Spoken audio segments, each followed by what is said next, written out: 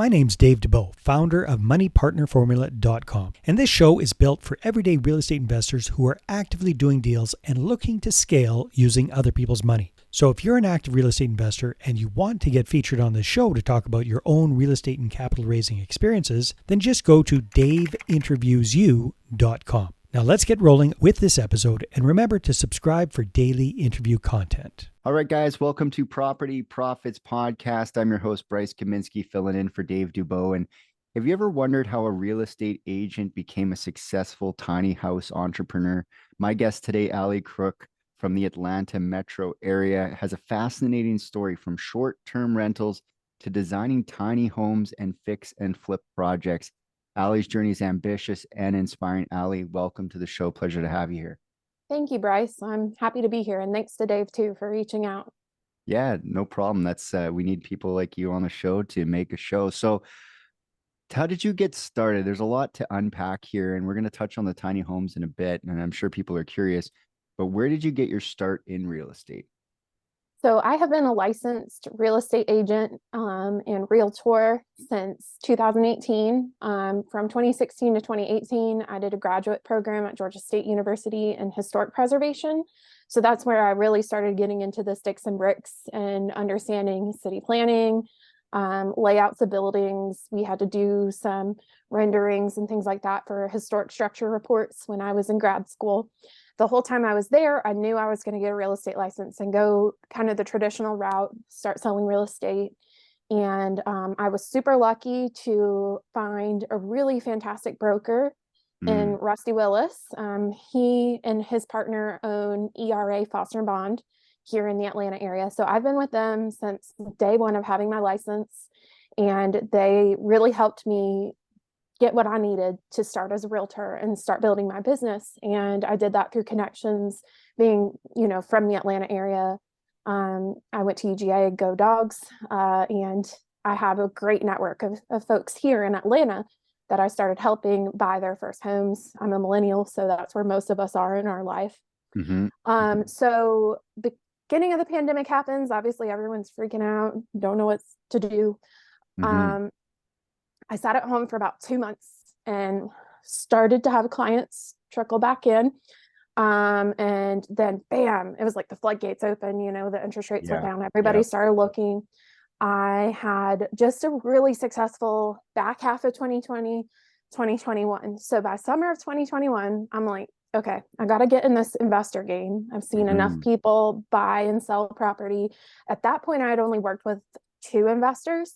And I was just like, so intrigued by everything they had done, seeing the returns, seeing their HUD ones come back at the closing.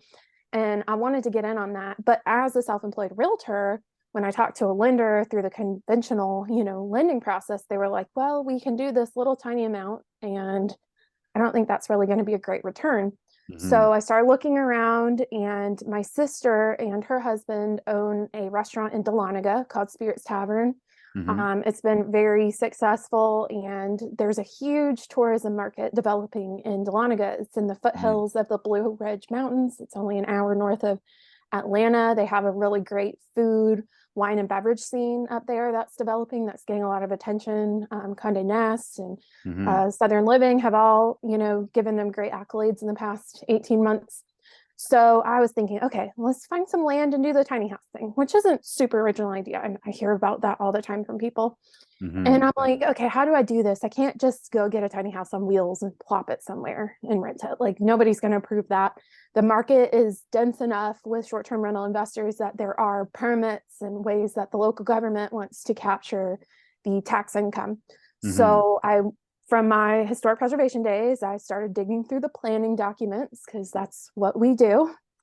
And I found a guideline that they had online in Lumpkin County that was very conducive to short-term rentals and tiny homes. It didn't have a minimum square footage. That's one thing that a lot of people don't know when they set out to do this, is most counties have a minimum square footage of probably 1,600 square feet or something like that. So what I did was start looking for how can I build something or get something manufactured that has a permanent foundation, and find raw land in Dahlonega.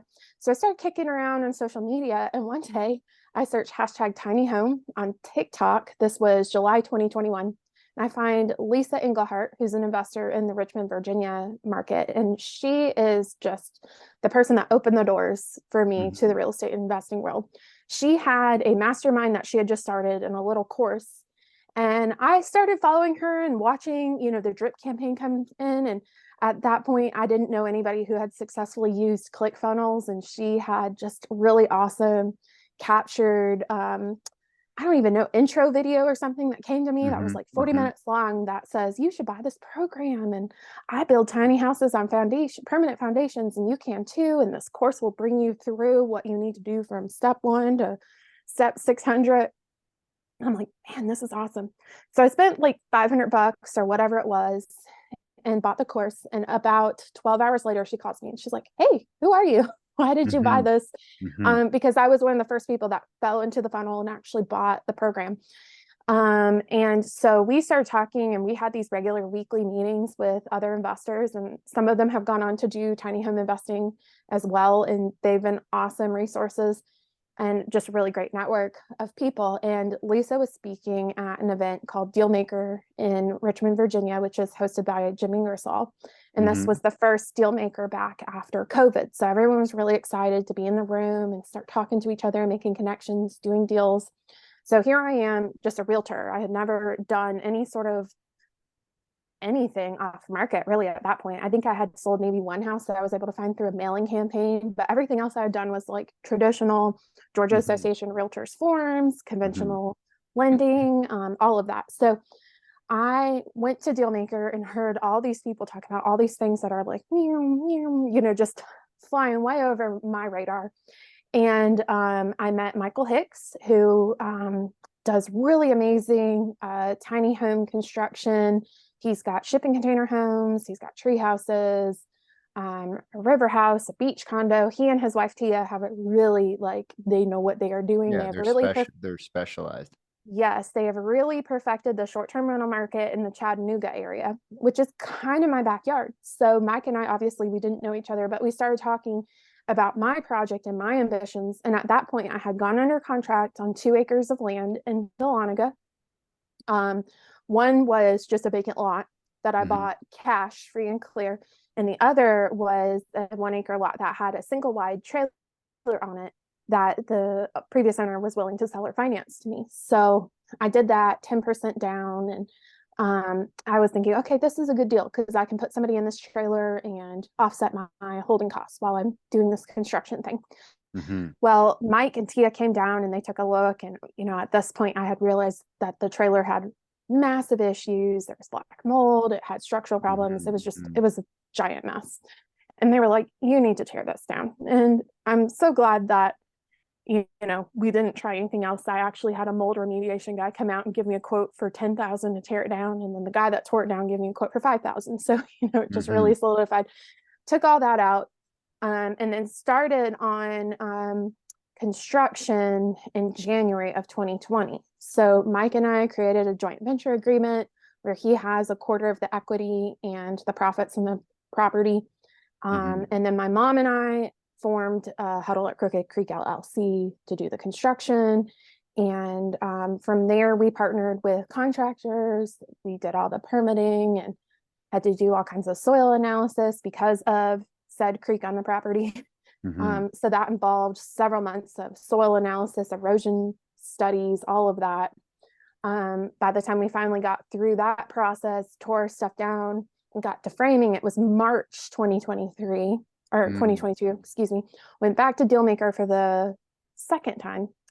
And I met a private lender that was willing to do a good bit of my construction costs funding. So she really took a chance on me, and I was super nervous about it. I got us pushed through construction as fast as I possibly could through a combination of Mike's contracting experience, connections, everyone I could get to answer the phone in Atlanta, from pouring the concrete to hanging the sheetrock, getting all the materials, everything. So we finished construction late August. We had to go through all these different inspections because of it being enough of a short-term rental market that they wanted to, hit us up for this inspection and that inspection. Mm-hmm. So they came out multiple times. We finally got our CO in the middle of September. And at that point, the rates were starting to shift, the market was shifting, and I started talking to a local bank that then refinanced me and paid off my private lender and my seller finance. So at that point, I've got the one mortgage, private lender's happy, but also a little shocked because we had an 18-month term and I only had the money for 4 months. But I'm at that point still brand new, didn't really know the conventions. I was just like, oh my gosh, I've got her money, I got to get it back. Got to get it back. Yeah. So did that. And then we finally got our final approval from the tourist permit accommodations middle of October. We opened October 14th, 2022. And since then, we've had over 500 reservations. We've got over 200 5-star reviews. We do one-night minimums. So we absolutely operate like a hotel. I've got a cleaning team that's there almost every day. So lots of turnovers, lots of folks that have never stayed in a short-term rental or even an Airbnb type setting. And then, of course, probably half of our guests have never stayed in a tiny home. And they're coming to the market for all different reasons. There's a college, the local Army Ranger camp, there's weddings, wineries, the cute little town, family reasons. So it's been a lot of fun. And I would love to do more of these tiny homes because they have pulled in quite a bit of revenue. But, you said still, like 4 or 5 of them on that property? So we have 4. We have 2 on each acre. That's what the county permitted. I wasn't allowed to do any more, which is a bummer because there's still quite a bit of land there. Each side has the 20 by 20 base unit. There's 2 per side. And so it's 400 square feet on the ground level and 100 square feet on the top level. So we have a 10 by 10 loft that's open to below, but I designed it specifically so that would fit a king size bed. And then downstairs, we have a full kitchen with like a little island seating area. We've got a laundry room with stackable washer and dryer. And then we have a large oversized bathroom with tile shower, rain head, all of that.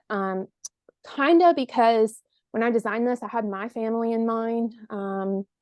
My parents are Marriott snobs. My dad travels for work, so he's like a gold, platinum, elite, titanium something. So if you don't have a king size bed and you don't have a nice bathroom, why even go? So those are the 2 things, right? And maybe sometimes the breakfast. Which we leave a little snack basket, which isn't, good enough. But they have a kitchen, they can do their own thing. Exactly. And that's what we wanted, was something that was accessible because a lot of the short-term rental unique properties, they have the cute ladder or they've got some really low ceiling overhead where you have to belly crawl to get to the bed. And that eliminates a lot of renters. They're not super interested in the 4-foot ceiling up there. No, not at all. Our houses are 13 feet tall on the shorter side from the ground floor to the top.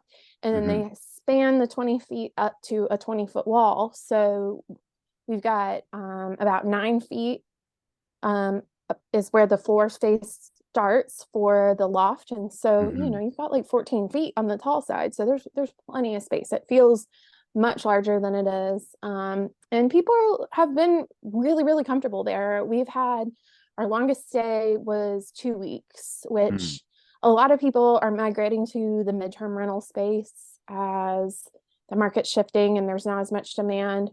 I love the short term because I get to know exactly what is going on. I don't have to deal with anybody's dog chewing on the door. Not really a tenant, right? It's just a No, not at all. Yeah, and we are a hotel. So, because I'm a licensed agent, it does say on all of my listings, whether that be direct booking, Vrbo, Airbnb, owner holds license in Georgia just to, disclose, but there is no lease or rental agreement entered into there. And that does make things easier because we have had 1 person out of the whole year that had a dog destroy a bunch of stuff and They left food that got all congealed in the sink, and just stupid that we charged them $50 because their dog chewed up my ottoman. And that was way under. I actually ended up had to Yeah, spend I was just 75 to thinking replace that's the, yeah. yeah. So, compared to normal tenants I have seen as a realtor, just insane things. I saw some people had multiple children and they broke a quartz countertop. Like, how does that happen? So Yeah. I don't want to deal with that. I don't want to deal with, the long-term problems. We do get calls constantly. I don't mind that. I knew that going in. But I love it. For the most part, 95% of everything we hear about is like, oh my gosh, this is a great experience. I can't wait to come back. And that Mhm. is just really reassuring and fulfilling when you complete a project and you get to hear from people that have enjoyed the space. Yeah, so we'll dive into just a touch more because I got a few more questions about the tiny home. But with all of the things you've done so far in the real estate business and with your development here, what would you say is your unfair advantage? Something that comes easy to you that other people might find difficult to do. I think that I have a unique spatial perception, both as being a realtor and having my background in historic preservation, having to go through all these projects where I had to lay out a building on paper to Hmm. document what is there. We did several reports for local city governments and state government here in the Atlanta metro area on residential, commercial, city properties. So I had to spend a lot of time focusing on that. As a realtor, I see, probably at least 20 houses every month if it's a slow month. So I Hmm. can really visualize a space and kind of figure out what it is that we're dealing with. So, to me, walking up and looking at this property with this yucky, moldy single wide, I'm like, oh, cool. We can put a pond down there and we can do this, we can do that. Meanwhile, my parents who have invested in the project, they show up and their eyes are like, you want to do what now? So Yeah, they're focused on the problems and not the yes, potential. exactly. I would say that is an unfair advantage. Also, just having all the data that we have now compared to even 2 years ago with Air DNA and Hmm. STR Hmm. Insights. There's a lot of different programs out there that can really show you if something's a deal. They're Um, viable or not. That's the yeah, biggest thing with the short-term space is like, will it rent? Like yeah. you can have all the plans and try to like really dress it up and I'm gonna have a hot tub and da da da da da. But Hmm. what's the numbers? Where are the numbers at? So when you're funding these things and looking at the next project, because I imagine your excitement leads me to believe that you're not done building those types of things. No, I don't think so. This was my first investment ever. I have no idea if it was ambition or naivety to just It's go usually a and do four. combination. It's usually a Yeah, combination of yeah, both, right? A it little truly naive is. and And then I'm a little bit of excitement. yeah, no, it is. It truly is. And I'm coming down off of that because it's like, okay, we did the first year, everything's great, but we're still balancing the books. Yeah, we see One that. unfair disadvantage to me was we bought our lumber package the day that Russia invaded Ukraine. Okay. So the lumber prices were probably triple what they are right now. So we had just massive construction costs, and I was scared to wait. I was like, what if it gets worse? What if What it if I goes to can't? 4 times? Yeah, 5 times. Yeah, what if I can't get this stuff? And so coming off of COVID, it was really early in 2022. We had seen all these unprecedented things. I'm like, well, if we're going to do it, let's do it. So, my outlay was a lot more money than it would be currently. So that is both reassuring and also kind of depressing when I can't get hung up on the numbers. People ask me all the time about specifics, and I'm like, I don't know. I know this That month thing, the you're bills gonna are have that paid. thing. Yeah, you're gonna have that thing for a while. It's gonna pay for itself, right? Yeah, absolutely. I've got a lot of equity in it. When I did the refi, we did an appraisal and that was really reassuring to me. It's been a little difficult because I would like to do another refi to, put into some more projects. or just to pay down some things that we're still paying on. Between Mhm. my mom and I, we've got a lot of personal lines of credit that we tapped into that would be nice not to look at every month. Yeah. So, the challenge there is because these are so unique and the lenders are all like, holding on to their money as tight as they can on any of these weird things that were totally fine when the market was going gangbusters. They're all a little worried about touching something that's less than 750 square feet. That's the Yeah. number I hear from every DSCR lender out there. So it really does Mhm. come down to private deals. If somebody is interested in doing a second or something like that, because we're pulling in money like crazy. Mhm. We're not keeping it. We're then turning around and paying it back to Chase and American Express and Mhm. Capital One. So, Because which yeah, is a my little next bit question was painful. really like, what are you doing to raise money for something like this? Because it's got to be a bit of a challenge, being that it is such a unique Yes. proposition. Yes. So my main thing that I have been doing this past year is just getting out to every event that I hear about and meeting as Networking. many people and networking and learning. I have been to multiple masterminds. I co-hosted one this year with a group of women that turned into an amazing event that we're hoping to do again with Mary Hart, Wendy Sweet, and then several other investors from all over the country. I mean, we had people sign up from the northern states. I think I was the only one there from Georgia. There's a really robust investor network in the Richmond area. Hmm. Really awesome group of folks down in Florida. I went on one of the cruises. I went on the Investor Addicts. And then just last night, I got back from Pete Fortunato's paperwork class, which my brain is still a little hurt from. That was a Yeah. lot of dense paperwork. Yeah, you got to let it kind of sink in. So, Oh, like with yes. all these different networking events and all the different people you're meeting, what have you found to be one of the more effective ways to keep in touch with these investor prospects? Most of the people that I keep in touch with, I see on social. And Mm. then as I become more personally acquainted with them, I will follow up, and we'll check in on text and things like that. But the best way to really catch up, because we're all just so busy, like Hmm. I'm Hmm. running tiny houses, I flipped a house. I've got my normal real estate business with my clients, and then like friends, family, what's that? um, seeing them back at the events and catching up with them and saying, are you going to this next thing? Are you going to be, I know the next big one that's coming up for a lot of us is the Investor Addicts Cruise. That's a 7 days, on a ship where you really get a chance to know some people, connect with them and learn about what it is that they're doing. Because I hear things every single time I go in a room that just blow my mind. The way that people are putting together the midterm rentals right now is really, really intriguing to me.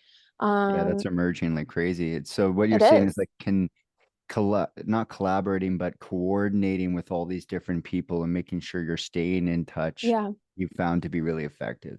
Yeah, so at this point in my career, I did Huddle, which is the four tiny homes, and that was all of my 2022 because I started Hmm. Hmm. investing 21. I closed right before my 30th birthday on the property, September 21. We broke ground, did all that, opened in 22. This year, I went after a flip because it was a family friend that owned the property, and they were just kind of like, okay, we're done with this. We've got to get on with our lives. And I had all these connections through the construction that I had done. Hmm. Hmm. So I was able to partner with a hard money lender and a private money investor that actually came to me to say, do you have an opportunity right now? Because of the events I was at. So Hmm. I will forever be grateful to people like Jim Ingersoll, Wendy Sweet, Mary Hart, Augie Bylot, Michael Hicks for, including me in his Hmm. world and telling me so much about these really awesome events and people. And, the attitude of so many investors is just wonderful. Like the high tides raise all ships. Like there's plenty out here for all of us, sort of Hmm. thing. And for somebody that's 32 years old that doesn't know up from down when it comes to finance, well, it feels like that. I don't want to say that to discourage my investors. It's just been a really, really encouraging experience to meet these people and see the lives and the businesses that they've built for themselves, because some days you're sitting in your flip and you're like, really? Why is this broken? Why isn't it done yet? Yeah, why isn't it done? Or why is there literally, I stepped in a Where's the taco on, contractor? Yeah. yeah, Why yeah, isn't I he stepped here right in now? a hamburger and a taco on the stairs one day, and I was just like, I was about to Uh, lose it. And there's so many days that you're just like, man, why am I My in pet this? peeve is the coffee cup on the counter. They always leave Oh, in coffee I can cups at the deal with the job site. coffee cup. That does not bother me. But, the last flip I did is right across the street from the house I live in. So I would go over there every night and turn off the lights and lock the doors with my dog. And I'm like, what are you eating now? And, taco on Another the taco, stairs, another hot dog, another another, yeah, quick hamburger. trip box. And I'm just like, this is so much money and it's not even mine. So, Yeah, but that can be challenging too, dealing with yes, the leverage of other people's money. But yes, that is the yes, scale of the business. So uh if people want to invest with you, they want to find out more, they want to check out your tiny homes, yes. we've got our social medias on the video here. But for the people listening in the car, let us know, how can we connect? How can they connect with you, find out more about what it is you're doing and what you're going to be doing in the future? So I have two websites. One is Huddle Tiny Homes, Huddle. A lot of people call them Huddle Houses or Huddle Homes. I'm from the South. I'm a Waffle House girl, but Huddle House is cool too. Grew up going there. So huddletinyhomes.com and alicrook.com, ALICROOK.com. I have all my realtor stuff there, my contact information, my emails. I was born with the name Crook. I didn't do anything to earn it. So full disclosure to the people looking to invest, I am not a thief. And then social at Huddle Tiny Homes and at Ali Crook Realtor. So those are the most interesting accounts. My dog and I personally have accounts, but those are kind of just more I'm dog sure things. I'm sure they'll find them when they start digging. Well, Yeah, yeah. I really appreciate your time. And tiny homes is certainly on the rise, so I'm sure you're gonna have lots of success in the future. Really appreciate your time, Ellie. Thank you so much. I appreciate you. Yeah, no problem. And until next time, guys, we'll catch you on the next episode. Hey there, I really hope you enjoyed that episode. And as always, if you want to listen to more daily interview content, make sure you subscribe. And if you're an active real estate investor and you're doing deals and you'd like to get featured on this show, then just head over to daveinterviewyou.com. Now at moneypartnerformula.com, we help real estate investors to create a process for predictably getting capital so they can do more deals without relying on hard money lenders or the banks. We do this by building them a private capital marketing system. Now, if you want help turning yourself into a big money capital attraction machine, then book a call with our team to see how we can help. Just visit moneypartnerformula.com to find out more. All right, take care, and we'll see you on the next interview.